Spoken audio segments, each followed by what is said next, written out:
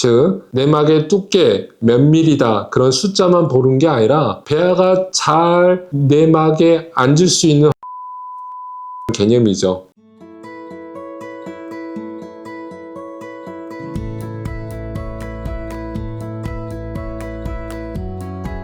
안녕하세요. 난임 전문의 이경훈입니다. 오늘은 난임을 고민하고 계신 분들이라면 한 번쯤은 꼭 들어보셨을 것 같은 자궁내막 두께에 대해서 이야기해 보려고 합니다. 사실 내막의 두께는 임신 가능성과 밀접한 관계가 있습니다. 단지 단순하게 얇다 또는 두껍다라고 판단할 수 있는 그런 문제만은 아니죠. 그래서 임신을 준비하시는 분들이라면 내막이 어떤 역할을 하는지, 그리고 어느 정도의 두께가 적절한지, 얇거나 두껍다면 어떤 접근이 필요한지를 아는 것도 매우 중요합니다. 오늘 영상에서는 내막 두께에 대해서 쉽고 약간은 명확하게, 하지만 꼭 알아야 할 핵심적인 내용을 콕콕 집어드리도록 할게요. 그럼 지금부터 시작해 보겠습니다. 오늘 영상도 함께 해주세요.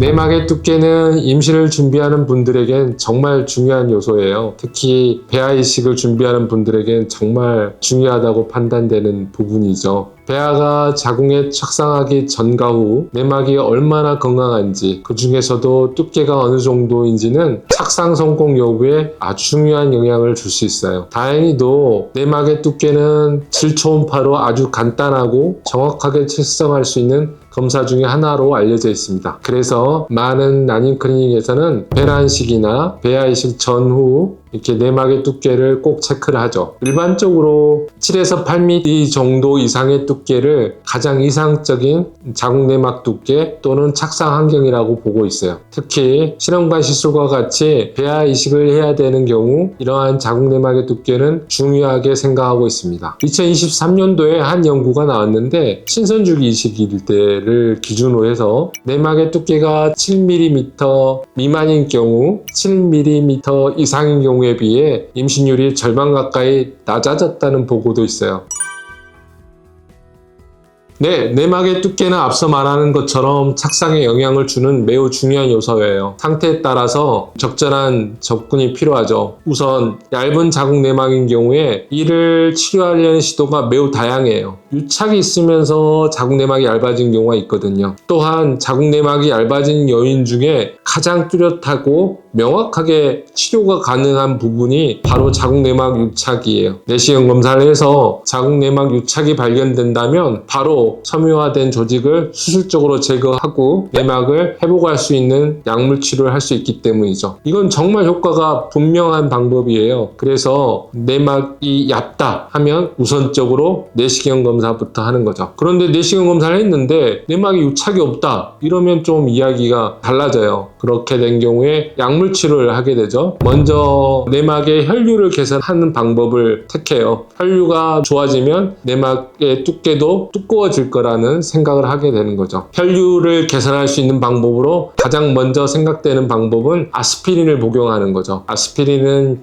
쉽게 말하면 피를 좀 묽게 한다? 이런 효과가 있어요. 그래서 혈류를 좀 더 원활하게 진행할 수 있는 효과가 있거든요. 또는 비아그라를 질내에 투여하는 방법도 있어요. 비아그라는 알다시피 혈류를 개선하는 약물 치료잖아요. 이런 비아그라를 질내에 적정량 투여하는 방법을 과거에 썼고요. 또는 헬스장에서 자주 먹는 아르기닌을 복용하는 방법도 있긴 해요. 각각의 그런 방법들이 몇몇 연구에서는 도움이 된다라고 발표된 적이 있어요. 이론적으로 보면 혈관을 할장시켜가지고 내막의 혈류를 더 개선시키면 자궁내막의 두께가 두꺼워질 거라고 생각을 하는 거죠. 그런데 실제로 이런 방법들을 해봤더니 내막 두께의 개선이 눈에 띄게 보이진 않아요. 그래서 약간 좀 난감해하는 현실이기도 하죠. 대부분의 논문에서 아스피린이나 에스트로겐 같은 약물들을 투여해도 또 심지어 비아그라를 투여한다 하더라도 내막의 두께는 기껏해야 1, 2mm 정도 늘어난다는 이야기밖에 없어요. 참 안타까운 상황이죠. 내막이 1, 2mm도 되게 중요하게 여기는 분들이 많은데, 그래서 최근에는 내막의 두께를 두껍게 하는 그런 접근 방식보다는 내막의 수용성을 높여보자는 시도로 많이 방향이 바뀌고 있어요. 즉 내막의 두께 몇 밀리다 그런 숫자만 보는 게 아니라 배아가 잘 내막에 앉을 수 있는 환경을 만들어 보자는 개념이죠. 대표적인 약제가 로렐린이나 데카페필 같은 약제를 투여하는 경우예요. 또 하나는 자궁각 내에 GCSF라는 면역 조절 물질을 주입하는 경우도 있고요. 침 치료를 병행하는 경우도 있어요. 다만 이러한 방법들은 내막의 두께랑은 무관해요. 단지 내막의 수용성을 개선할 거라고 믿고 투여하는 것이죠. 아직은 연구와 성공 임상 사례가 더 필요한 단계죠. 마지막으로 또 하나 더 중요한 포인트가 있어요. 뭐냐면 모두가 다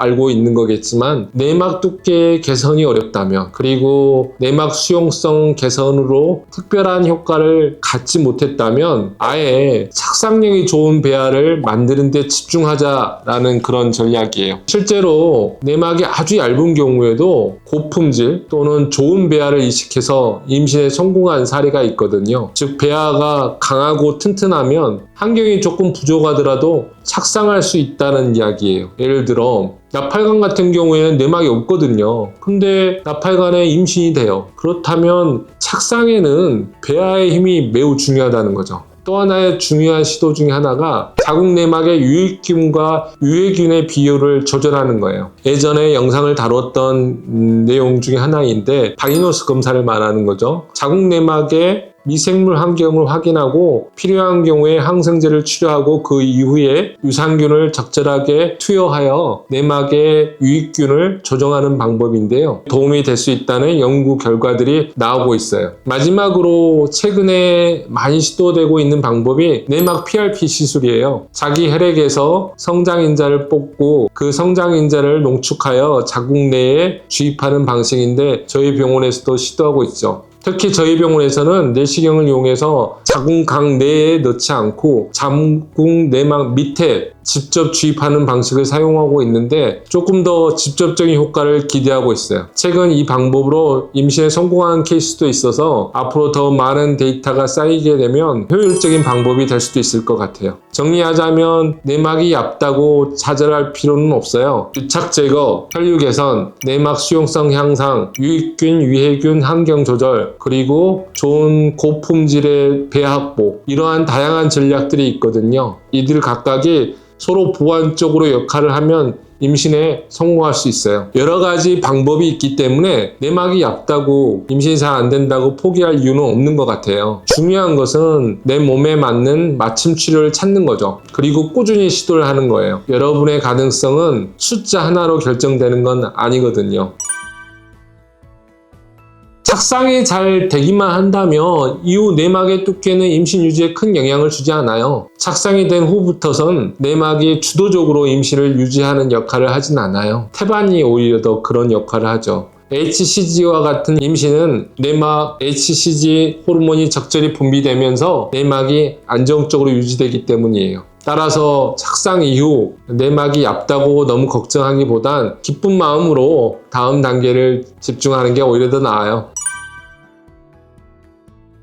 이 부분은 선생님에 따라서 선호하는 방법이 매우 달라요. 저는 개인적으로 내막으로 가는 혈류를 높이는 그런 생활 패턴을 권유하고 있어요. 심호흡을 주로 하는 요가나 단전호흡도 제가 추천하는 방법 중에 하나고요. 또는 혈관을 확장시켜주는 따뜻한 반신욕도 좋다고 생각해요. 가볍게 걷는 운동도 매우 좋게 생각해요. 아주 역설적으로 이렇게 매우 마르신 분들이라면 살짝 몸을 찌우는 쪽으로 권유하는 경우도 있어요. 지방이 조금 있어야지 호르몬 수치도 개선이 되고 이런 개선된 호르몬 수치가 내막 두께 향상으로 이어지거든요. 물론 이러한 생활 환경을 개선한다고 해서 내막 두께가 쉽게 두꺼워지는 건 아니지만 눈으로 확인되지 않는 내막 수용성은 분명히 좋아질 거라고 저는 생각하고 있어요. 내 몸을 위해서 내가 생활 패턴을 조절하고 이 조절된 생활 패턴을 유지하려고 노력한다면 분명히 우리 몸의 일부인 내막도 좋아질 거라고 믿습니다. 오늘은 임신, 특히 착상에 아주 중요한 역할을 하고 있는 내막에 대해서 알아보았습니다. 진료 의료실에서 내막이 얕다는 말을 듣고 마음속으로 속상해 하시는 분들이 많으실 텐데요. 내막이 얕다고 해서 무조건 임신이 안 되는 건 아니지만 현재 내 몸이 어떤 상태인지 알 필요가 있어요. 따라서 정말 중요한 것 같아요. 그러니까 좌절하지 마시고 오늘 제가 말씀드린 내용처럼 내막의 두께를 개선할 수 있는 시도들을 한번 해보세요. 예를 들어 다시 한번 리마인드 해드리지만 좋은 배아를 만들기 위한 노력, 내막 환경을 개선하기 위한 노력, 또는 유익균을 올리기 위한 노력, PRP 시술도 한번 고려해 볼 필요도 있고요. 이러한 다양한 접근을 통해서 착상이 가능할 수도 있다는 사실을 꼭 기억하세요. 자궁내막은 나의 몸의 일부분이기 때문에 내가 일상 속에서 내 몸을 위해 해주는 조그마한 노력 하나가 분명 모여서 자궁내막에도 긍정적인 신호로 전달될 거라고 믿어야 돼요. 앞으로도 당신들의 몸, 우리들의 마음을 모아서 응원하고 믿을 수 있는 난임 정보와 현실적인 조언들을 하도록 노력하겠습니다. 여러분들의 임신 성공을 진심으로 응원합니다. 그럼 다음에 더 알찬 정보를 갖고 찾아뵙도록 하겠습니다. 오늘도 화이팅! 그럼 안녕히 계세요. 구독과 좋아요, 알림 설정 부탁드립니다.